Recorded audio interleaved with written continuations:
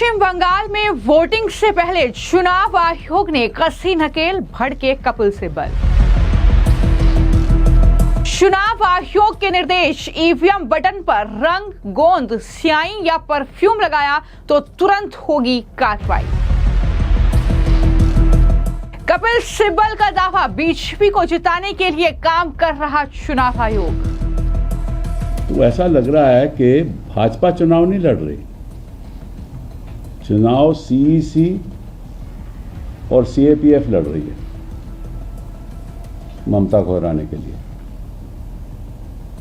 आपने कभी देखा किसी भी चुनाव में, हिंदुस्तान के इतिहास देख लीजिए, किसी चुनाव में ऐसा हुआ?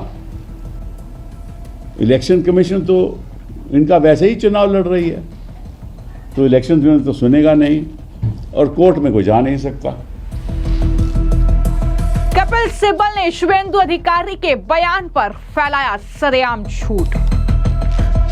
Shubhendu Adhikari is saying shamelessly that if you vote for TMC and if you're going to make us not win this election, then what will happen to you is the way Yogi Adityanath deals with you, deals with people in Uttar Pradesh. So either bulldozer or you know what I mean. You all know that. पश्चिम बंगाल में कल पहले चरण की voting होनी है, लेकिन इससे ठीक पहले चुनाव आयोग ने ईवीएम को लेकर कई कड़े और सख्त निर्देश दे दिए हैं। दरअसल चुनाव आयोग ने ये तैयारी पूरी कर ली है कि कोई भी ईवीएम से छेड़खानी ना की जाए। ईवीएम पर अगर गोंद, स्याही या परफ्यूम लगाने की कोशिश की ईवीएम के किसी भी बटन पर तो गंभीर अपराध माना जाएगा और तुरंत कार्रवाई करते हुए रीपोलिंग के आदेश भी चुनाव आयोग की तरफ से दिए गए हैं। तो ये बड़े जो आदेश हैं वो चुनाव आयोग ने दिए हैं कि ईवीएम बटन पर किसी भी तरीके की छेड़खानी नहीं होनी चाहिए और अगर ऐसा होता है तो तुरंत कार्रवाई होगी, तुरंत एक्शन लिया जाएगा। एक तरफ ये चुनाव आयोग की तैयारी है तो दूसरी तरफ ममता बनर्जी से लेकर अब वकील कपिल सिब्बल जो है वो भड़के हुए हैं। पश्चिम बंगाल में जिस तरीके से चुनाव आयोग ने वहां पर सुरक्षा बलों की तैनाती की है, वहां पर मतदान केंद्र पर सीसीटीवी कैमरे लगवाए हैं और इस तरीके के ये आदेश चुनाव को लेकर जारी किए हैं। दरअसल कपिल सिब्बल ने एक प्रेस कॉन्फ्रेंस की और प्रेस कॉन्फ्रेंस में शुभेंदु अधिकारी के बयान को लेकर झूठ फैला दिया। उन्होंने कहा कि शुभेंदु अधिकारी कहते हैं कि अगर हमें वोट नहीं दिया तो हम वही करेंगे जो योगी यूपी में करता है, जबकि उनका यह बयान था ही नहीं। यहां पर कपिल सिब्बल सरेआम झूठ फैला रहे हैं। शुभेंदु अधिकारी ने यह कहा था कि हमारी सरकार बनी तो योगी मॉडल में कार्रवाई होगी, जिस तरीके से योगी उत्तर प्रदेश में कार्रवाई करते हैं। लेकिन किस तरीके से जो है कपिल सिब्बल वहां पर ये उनके बयान को तोड़ मरोड़ कर पेश कर रहे हैं, सरेआम झूठ फैला रहे हैं, जरा सुनिए। Shubhendu Adhikari is saying shamelessly that if you vote for TMC and if you're going to make us not win this election, then what will happen to you is the way Yogi Adityanath deals with you, deals with people in Uttar Pradesh. So either bulldozer or you know what I mean. You all know that. And look at the भाषण। हमारा home minister कहता है, दीदी ओ दीदी, what is this the way to conduct yourself? You're the home minister of the country. You're organizing the CAPF. You're organizing all this. The home defense minister, home minister, prime minister, everybody is there. All other ministers are there. Chief ministers are there. And the kind of भाषण they are giving is unbelievable. अब सवाल ये उठता है कि क्या कपिल सिब्बल योगी आदित्यनाथ के action से इतना ज्यादा डरे हुए हैं कि अब इस तरीके से बंगाल में इस बयान को लेकर झूठ फैलाया जा रहा है। इतना ही नहीं, उन्होंने दरअसल चुनाव आयोग और साथ ही साथ जो सीआरपीएफ और सुरक्षा बलों की तैनाती वहां पर की गई है उसको लेकर भी भड़ास निकाली।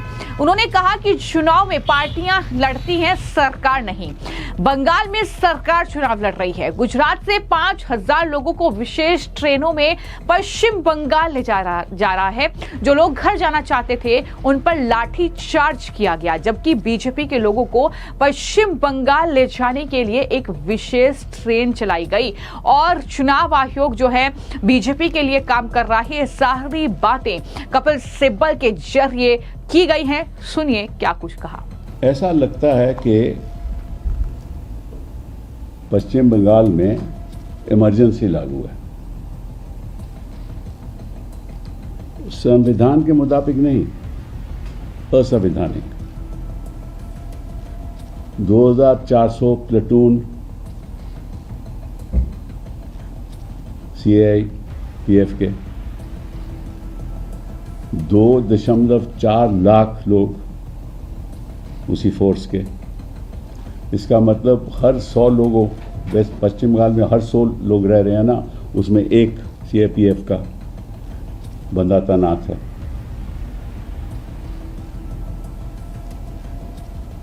तो ऐसा लग रहा है कि भाजपा चुनाव नहीं लड़ रही, चुनाव CEC और CAPF लड़ रही है ममता को हराने के लिए। आपने कभी देखा किसी भी चुनाव में, हिंदुस्तान का इतिहास देख लीजिए, किसी चुनाव में ऐसा हुआ? नहीं हुआ ना।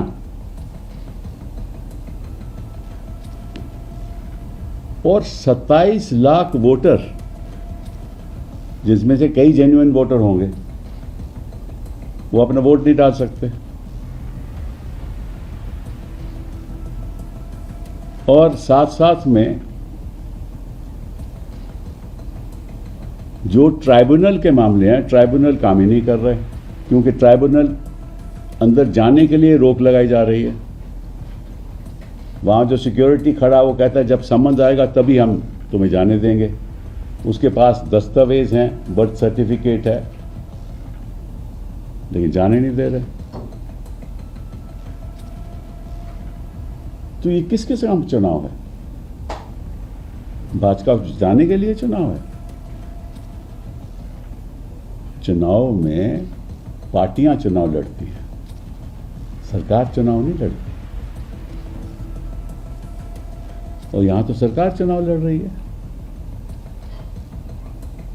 अभी देखो सूरत से क्या हुआ, आपको याद होगा। मैं हरियाणा से, सोनीपत से, करनाल से लोग भेजे जा रहे थे स्पेशल ट्रेन में। मैंने उसका खुलासा भी किया आपके सामने, कोई कार्रवाई नहीं हुई। उसी तरह से गुजरात से जा रहे हैं लोग, सूरत से 5,000 लोग। वहां रेलवे स्टेशन में, जो मेरे ख्याल जिसका नाम है उधना रेलवे स्टेशन में, 23,000 लोग थे जो गुजरात से वापस उत्तर प्रदेश, बिहार और उड़ीसा जा रहे थे। वहां तो बेटन चार्ज हो गया फोर्स का, उनके लिए ट्रेनें नहीं चली, लेकिन ये स्पेशल ट्रेन 5,000 लोग की चली। और ये स्टेट मशीनरी है ना। अगर रेलवे विभाग भाजपा के लोगों को स्पेशल ट्रेन में भेज रहा है तो अपने आप में violation of code of conduct है। लेकिन कौन सुनेगा? इलेक्शन कमीशन तो इनका वैसे ही चुनाव लड़ रही है, तो इलेक्शन कमीशन तो सुनेगा नहीं, और कोर्ट में कोई जा नहीं सकता।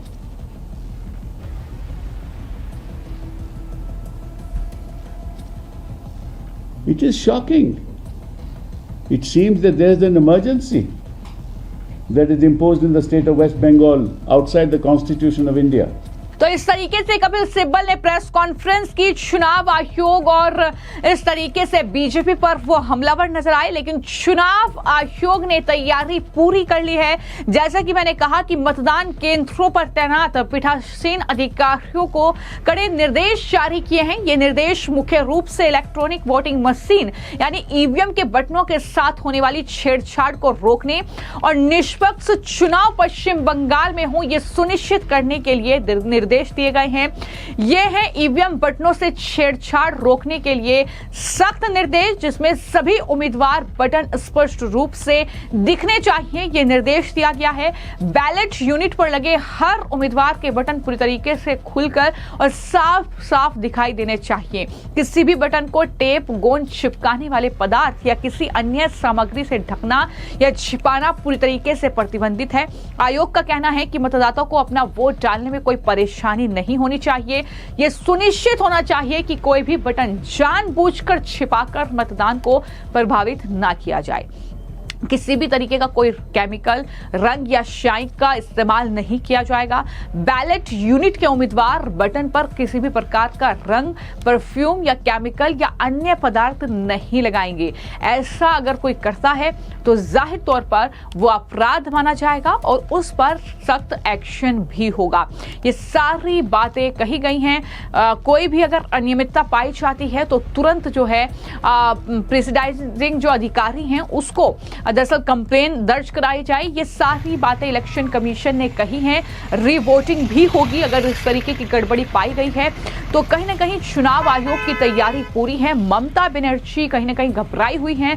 ममता बनर्जी को डर है कि जिस तरीके से एफआईआर की प्रक्रिया हुई है उसके बाद तमाम ऐसे मुद्दे जो ममता बनर्जी के खिलाफ इस चुनाव में नजर आ रहे हैं, तो ममता बनर्जी घबराई हुई है। लेकिन कपिल सिब्बल के हाथ पांव भी फूले हुए हैं और वो भी किस तरीके से भड़ास जो है चुनाव आयोग पर निकाल रहे हैं वो भी आपने सुना। फिलहाल क्या लगता है आपको, पहली चरण की वोटिंग में कौन बाजी मारेगा? इस पर अपनी राय जरूर साझा कीजिएगा। धन्यवाद।